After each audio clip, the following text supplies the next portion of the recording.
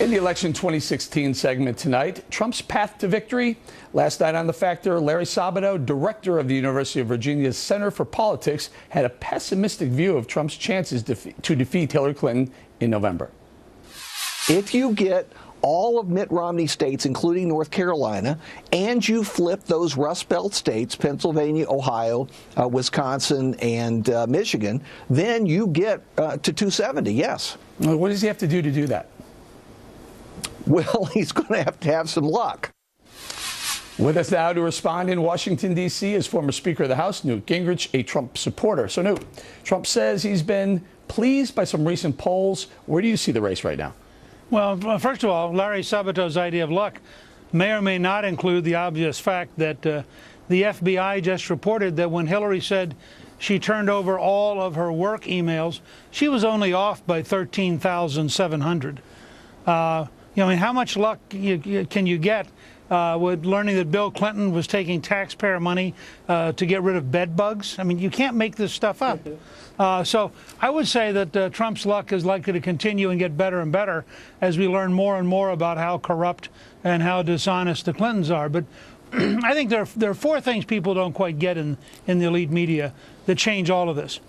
The first is that there are really big issue differences, and in most cases, the elite media is on Hillary's side, so they don't understand the power, for example, of worrying about honest voting.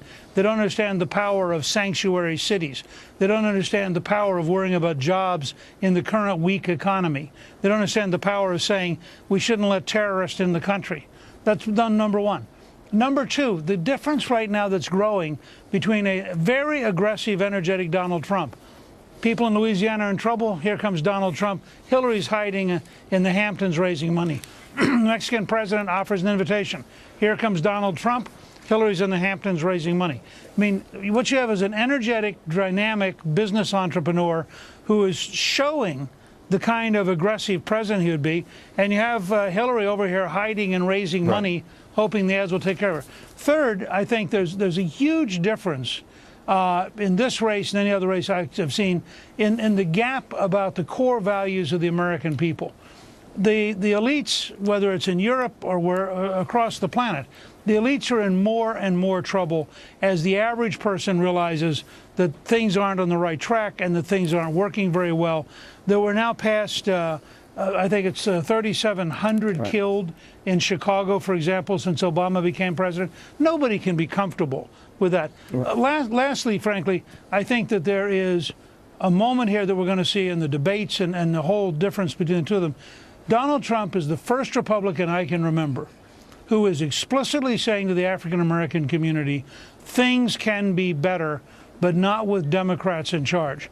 If he continues to say it, and if he has the courage to go back to places like Chicago and say it, I think he's going to get far more votes in the black community than any Republican in modern times. That alone changes Larry Sabato's calculus. Right. Mr. Speaker, let's talk a little bit about this immigration situation. Donald Trump, as you pointed out, met with Mexican President Peña Nieto in the morning or in the early afternoon. He came off very presidential, very statesman-like. And then that evening, he delivered a very enthusiastic speech directed right to his base. And a lot of people on the left said, well, there it is again. He's flip-flopping. At one moment you have this Donald, next minute you have that Donald. Decipher that. Will that be seen as a win, that day be seen as a win? Oh, it's seen by the American people as a win, and that's what the polls are saying. Trump proved, first of all, that he was not afraid to go to Mexico. He was not afraid to meet with the president of Mexico, despite the strong words both have used. He also proved that he could stand on a stage and look fully as presidential as the incumbent president of Mexico. That was an enormous win for him, and one that Hillary has to be looking at with some real fear. Second, he proved when he came home that he's really Donald Trump. You see, everybody on the left, when they say they want him to mature, they mean they want him to sell out. That's what mature means if you're a liberal. When you're talking to a conservative, you have a chance to be more mature always means you have a chance to sell out. What Trump proved was he's perfectly happy to negotiate with the president of Mexico, but by the way, he's going to negotiate from an American perspective, not from a globalist international perspective. And that's why the elite media have gone crazy about his speech on immigration. Mr. Speaker, I got just about a minute or so. Why do you think Hillary Clinton has not done a press conference, and we're going on 10 months now? because she can't lie to the entire corps of reporters simultaneously and survive it. She can't tell the truth and survive it. She has, I mean, this is why her campaign, I think, is terminal.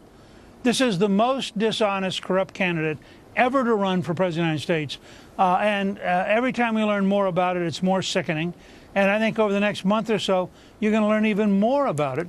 And I think that's why, in the end, Larry Sabato's luck is going to go to Donald Trump. All right, very good. Mr. Speaker, thank you very much. Thanks.